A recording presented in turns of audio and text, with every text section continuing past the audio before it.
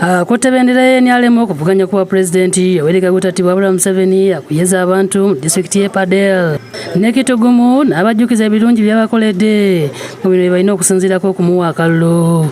Pulezidenti mu kwogera kwe abuulidde akawonvu n'akaga ke yayitamu okutebenkeza eggwanga lino omwalina okwerekeza ab'omu maka ge. Our non-sectarian politics is the one which has enabled us to unite all these Ugandans. Pulezidenti yennyamidde olw'ebinnya ebinene bye yasanze mu nguudo z'omwakyoli nga bino bimu ku byagenda okuteeka amaanyi mu kisanja ekijja era ng'amenya enguudo esuubira okukolebwa.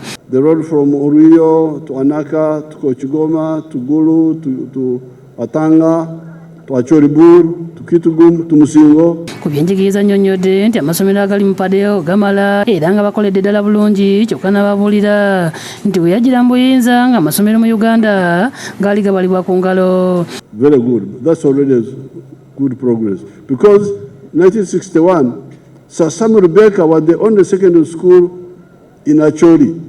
Asuubizza okusuumusa eddwaliro lya Pajule Health Center 4 lifuulirwe eddwaliro eddene nga bwasabiddwa nga n'agali ku mutendera gwa Health Center 2 ne Health Center 3 ng'akukolebwako.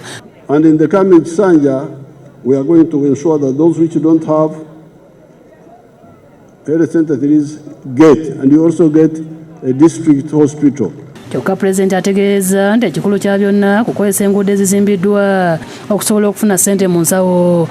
If we do that, we are going to move very fast. So with these are some of the points which NRM has done and is promising to do more of them. Download the app on App Store or Google Play Store now.